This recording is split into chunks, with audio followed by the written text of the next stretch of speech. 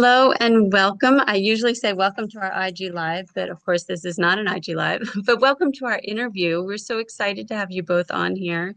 Of course, I am here with my guests, Suzy Ultman and Cecily Kaiser. Um, so we'll go ahead and get started. Maybe you two can each introduce yourselves. We're here, of course, to talk about Suzy's latest book. It's a mitzvah.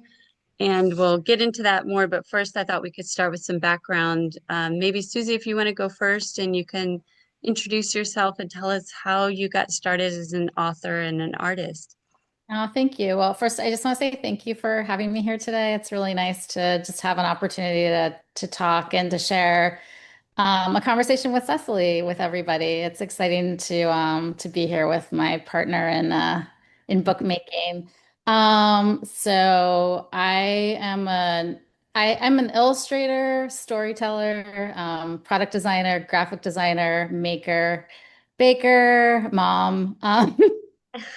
Partner, person who likes to play, dancer, yoga person, bird watcher. So those are like just some of the pieces of me. I think people know me as an illustrator, but my first love was definitely sitting at the table making things. So whether it was just like cutting up cardboard boxes and making little dioramas or baking with my mom, I always felt really comfortable working with my hands. And then as I got older and went to school, I landed in graphic design and then transitioned to illustration. And then as my illustration career grew, I found that a lot where I was finding the most happiness was bringing together illustrating and making and working with my hands.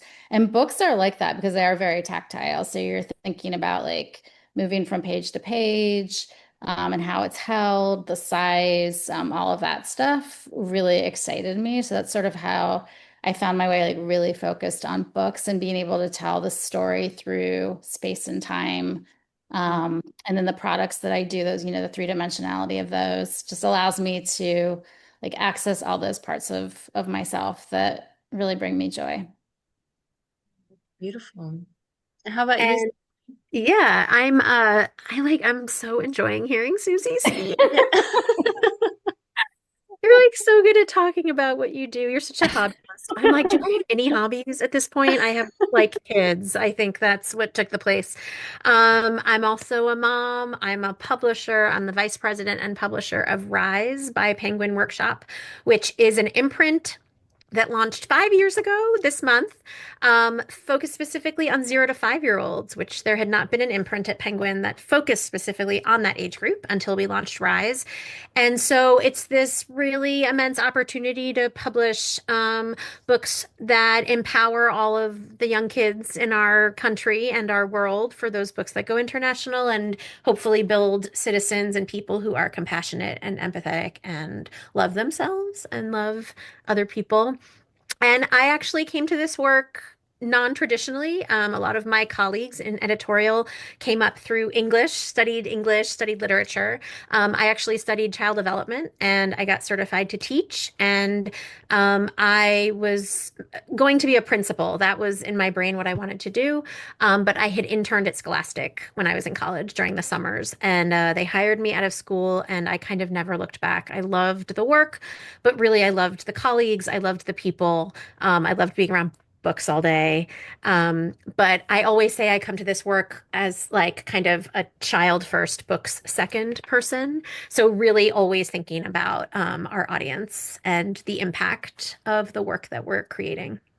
Actually, I'd love for you to talk about that a little bit more because I read that you said it was child first, book second. So how does that make your approach to publishing different? And say like with working with somebody like Suzy, how does that change how you come to that project? Yeah. Um, uh, well, I would say that probably the difference, I actually don't know if this is different from the way other people work, but it's the way that I've always worked, is that when I'm starting any project, the first thing we do is say, who is this for? Mm. Like, who is this book targeting? Is this for a 2 year old? Is this for a 4 year old? Is this for a 5 year old? Is it really like a 0 to 1? Experience. And then, of course, you're going to build out from there. We don't print ages on our books. I feel really strongly about that because every child is at a different place. But I think once you target who you're making the book for, that dictates everything. It dictates, how many words are on the page, what size the words are, what the visuals look like, how big the book is. We've published some pretty hefty board books, and we always have to get samples in and see if they're too heavy, because you Mm. can't make a book for a 3-year-old that's too heavy for a 3-year-old to carry. So there's kind of all of these considerations. And then, of course, we consider content. And, I have always thought of kind of the world of a child as like this bullseye. So the younger you are, the more central you are. So when you're 0 to 1, you're in the center. And that's really like your world is your family. Like that's what and then you get a little bit older and your world becomes like your neighborhood, and a little older and it becomes school, and maybe like your whole town, or, your city. And as you get older, your world gets bigger. And that's not only, that's also the way curriculum's built for K-12. You study your state in fourth grade, you study your country, you study history, you get out and out. But if we're talking about 0 to 5, we're really talking about like, what's the entry point for those young kids? What in their world is the content connecting to?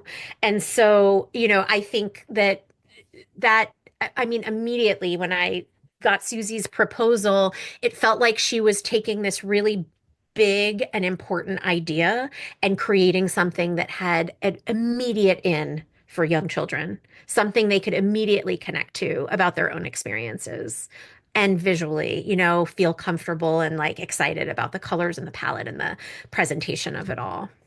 Yeah, and Susie, I really want to talk about that too, maybe a little later, because first we should kind of introduce people to this series. But I agree. And one of the things I love about this is as adults, we know kindness and, doing good deeds for others does connect into the big picture, like the global picture. But for kids, you made it something so relatable and small. But first, before we talk about that, can you tell us a little bit about the series as a whole? Because let's see what else. It's I like your Chutzpah and Shabbat Shalom. These are all Jewish themed board books for young readers. So tell us about what was your inspiration for creating this series? Yeah. So can I just really quickly dovetail on something Cecily said, because I think that was so beautifully said about how you start like with yourself and move outward.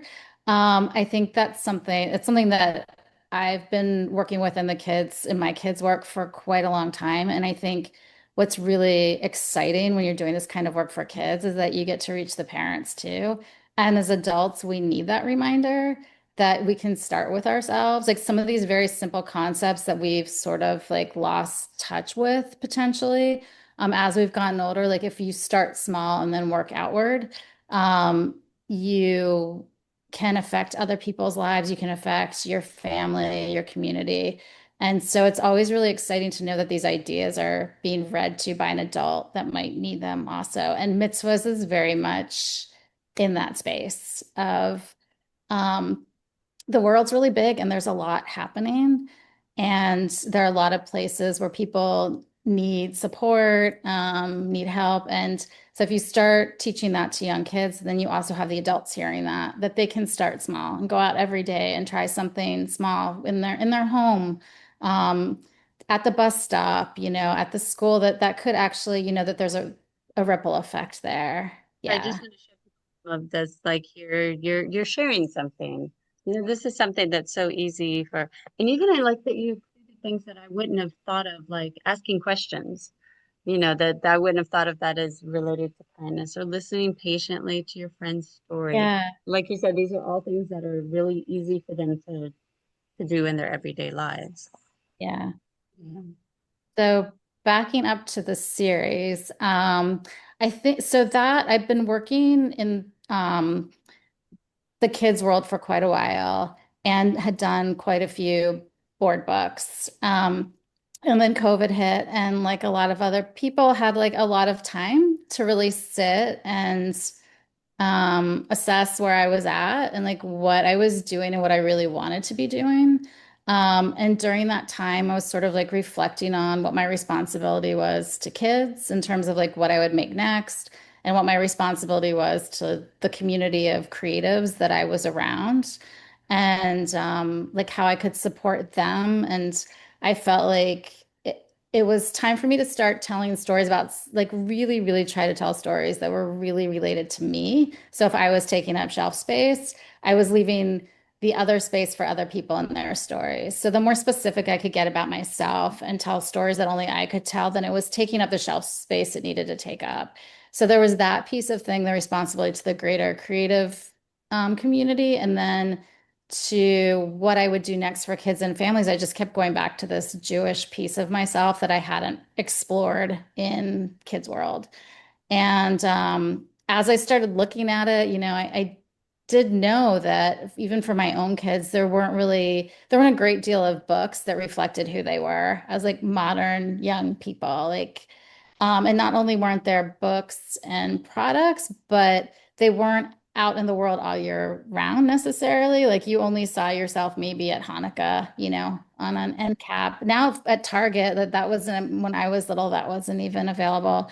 So like, how do we create something that we can get out to more into more spaces, libraries, schools, stores, that so that kids could see themselves reflected out in the world. So I feel like that was something that was important. And then also just opening up conversations about between within the Jewish community and outside of the Jewish community to connect people. And I've always been that person that people have like asked a lot of questions about. What is your, how do you celebrate Passover, or what does Shabbat look like? So I'm used to being that person that's, answering those questions. And I felt like, is there a way to do that in a broader way? So that was the inspiration behind the series, and worked hard on the pitch, and was very lucky to find Cecily, who was like the perfect match for it. And she was actually the one that was very excited about Chutzpah and wanted to go out with that first, which was super duper exciting because that's where my heart was. I was like to do something that wasn't holiday driven, but I wasn't sure that we would find a publisher that had that same vision, that we didn't need to do a holiday book, that we could do something that was cultural, something that like a lot of people could relate to. It was fun, joyous, all the things. So Cecily, so what is the relationship like between you and an author like Suzy? Like, so you say you got a proposal first about the books. So where do you come into the picture for this? So Susie worked with her agent and kind of created this beautiful pitch deck, and sent it out to I don't know who, but I was one of the lucky people who got it, and it caught my attention right away. I had followed Susie and her work for a long time, and I actually didn't know she was Jewish.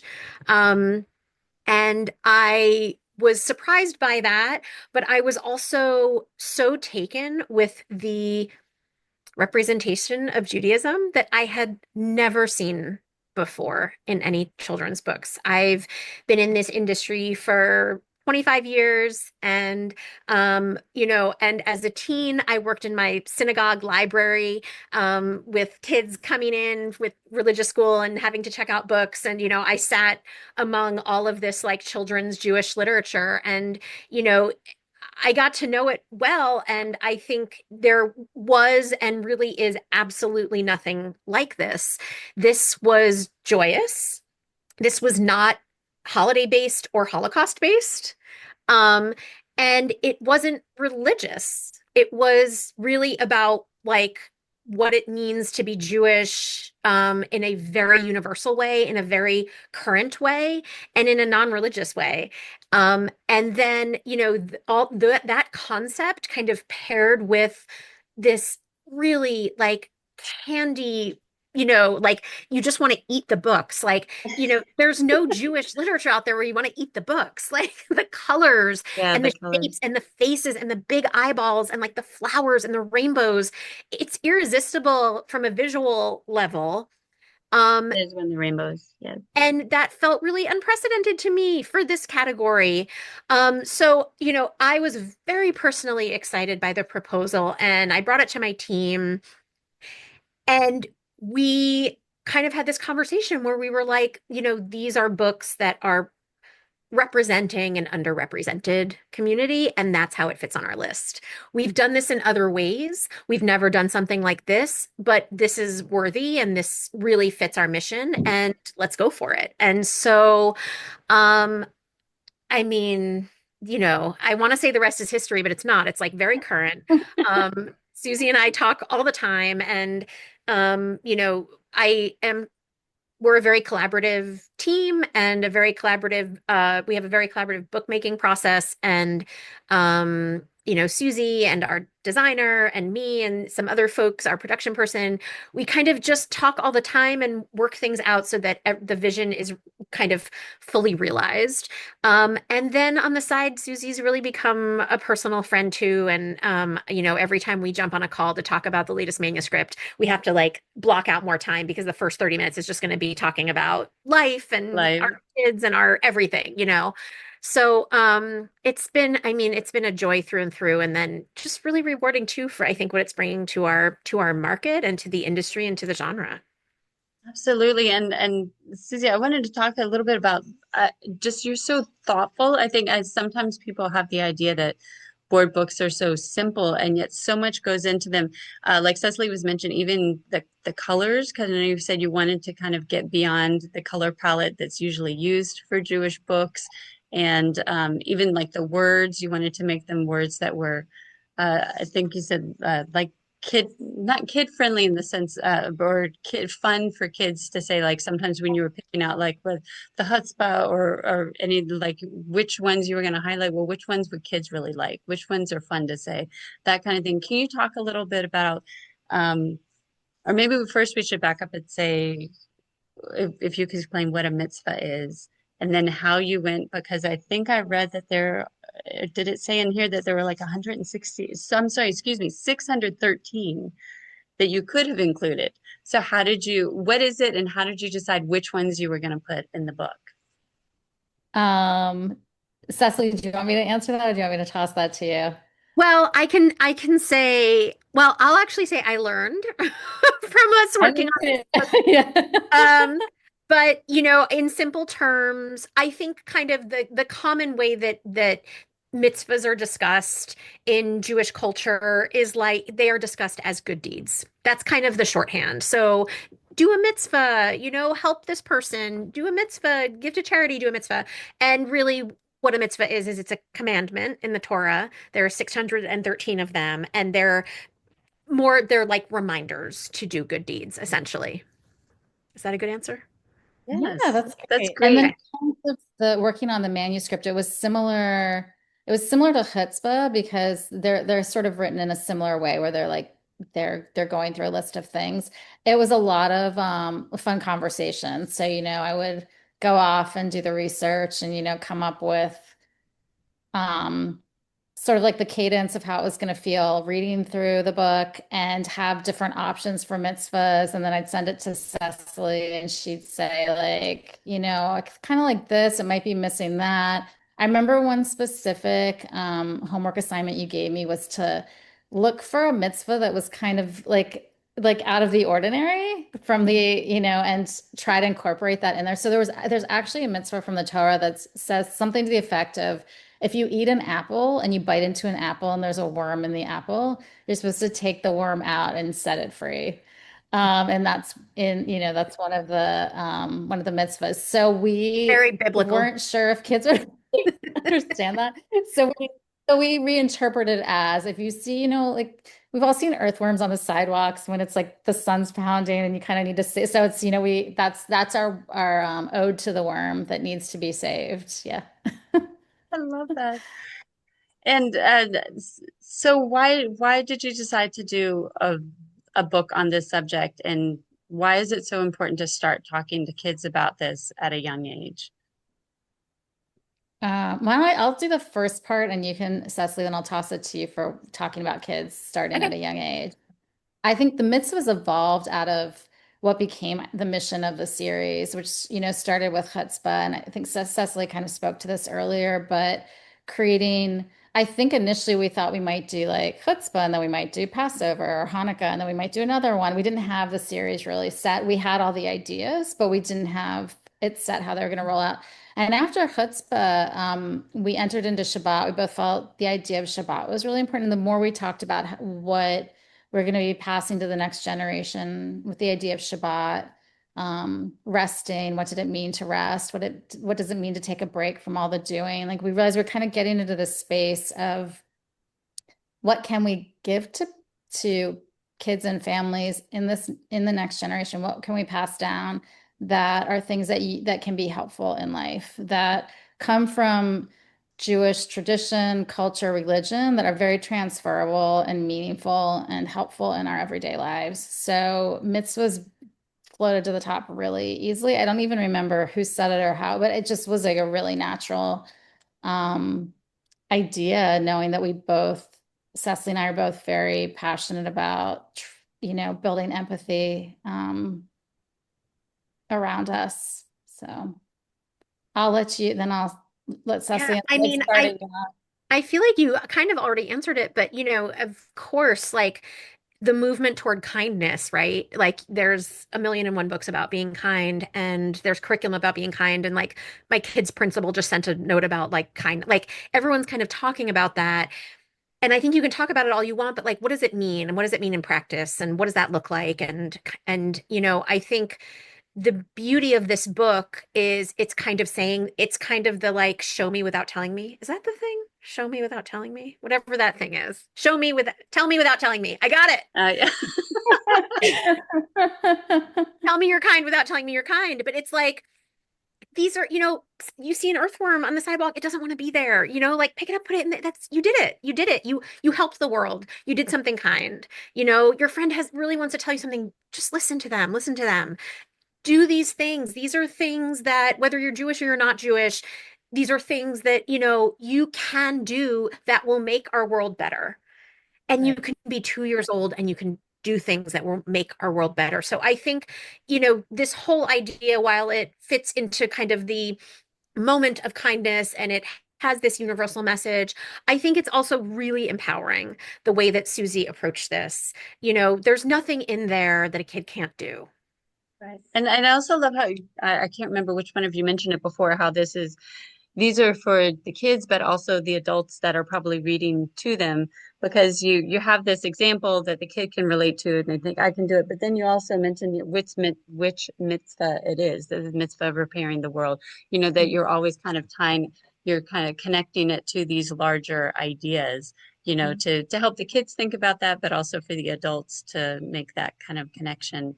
And can you give us a hint, or have you guys worked out what else might be coming in the series? Is that still kind of in the works? I don't know if you're Yeah. able to say anything about it or not, or if you want to give us general Want to talk ideas. about the fourth book, Suzy? Little teaser. Sure.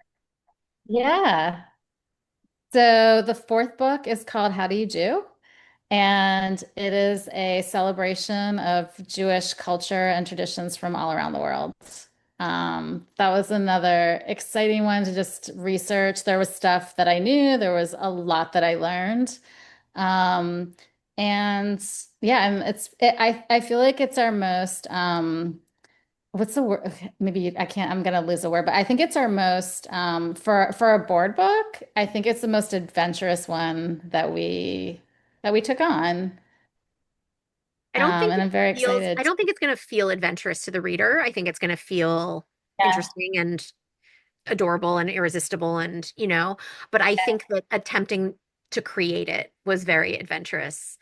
There yeah, was so much research involved. I mean, not only for the manuscript, but for the art, and kind of making sure we're covering, the Jewish diaspora is vast and there's Jews everywhere. And it's like, which communities and which traditions do we want to like represent, you know? And I yeah, imagine then how do you take a tradition and distill it down to something that would be appropriate for a board book without losing kind of the right. essence of it? That must be kind of hard to do.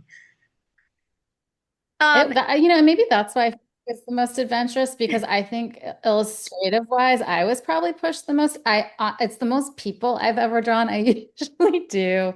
I mean, characters come so easy to me, like animals, sort of human looking things. But it was definitely the most faces I drew and making sure that the faces represented the community. And then, yes, and then some of the traditions. were definitely a little more complicated to, I think, evoke in my really simplified style. So it just took me some time figuring that out. And balancing the text and the art so that, we could kind of say what was important to say in the words, but still keeping it kind of simple enough that it was right for the child, right for the age group, and kind of something they'd be like, "Whoa, that's so what? That's so crazy. They do, that's so Yeah. cool." Or, "Oh yeah, I've heard of this." Or, just having it's that it is deceptive simplicity. It's like in the end, the book looks really, I think, straightforward and like the other books and is very digestible. But it took a lot of work to get there. Yeah, Yeah. I'm sure. Well, I'm just looking at the time and I want to be respectful of your times, especially knowing how much time we spent ahead of time on the technical side. But just want to give you guys a chance if there's anything either of you wanted to give a shout out to other projects you're working on or things that we should be looking out for from you. Um, I am Cecily, I'll let you talk about the Yeah. I'm just going to give a general shout out to the Jewish community, the Jewish creative community, um, everybody in the creative community that has supported me through all these years, and the book people and librarians and teachers, and everybody that is out there that is working really hard right now to get their stories out, to get stories into kids' hands. I just appreciate that community so much. Um, I just know that everybody's working a little harder these days to make sure that that they can get their story out there and get it into the hands of kiddos. And yeah, so thank you to everybody that's out there doing that. We're all connected, and we all affect each other in what we do. And I'm going to give a shout out to Cecily because that's what RISE does, and I feel very grateful that we connected and that I'm part of this amazing imprint that houses like all these different stories, and that Penguin supports that and is getting these stories to kids. So I'm gonna that's shout my out shout out. Suzy. You like stole my fire because I was gonna do that before you shouted me out. But I what I'm gonna say is that, um I think it takes a lot of moxie to kind of go at this, and um you're doing it with so much like of yourself. You're bringing so much of yourself to this work. And you are really, really changing. I'm thinking of like the library at my synagogue when I was a kid, and like that, the library is so much nicer now. Like those kids have more joy and more color in their lives and feel a little better about themselves and about their culture. And also, there are so many people who aren't Jewish who are reading these books and buying these books and appreciating these books. And I have a lot of anecdotal examples of that. But I also know it's happening from the sales numbers because, there's kind of like, we're definitely selling more books than just to the Jewish community.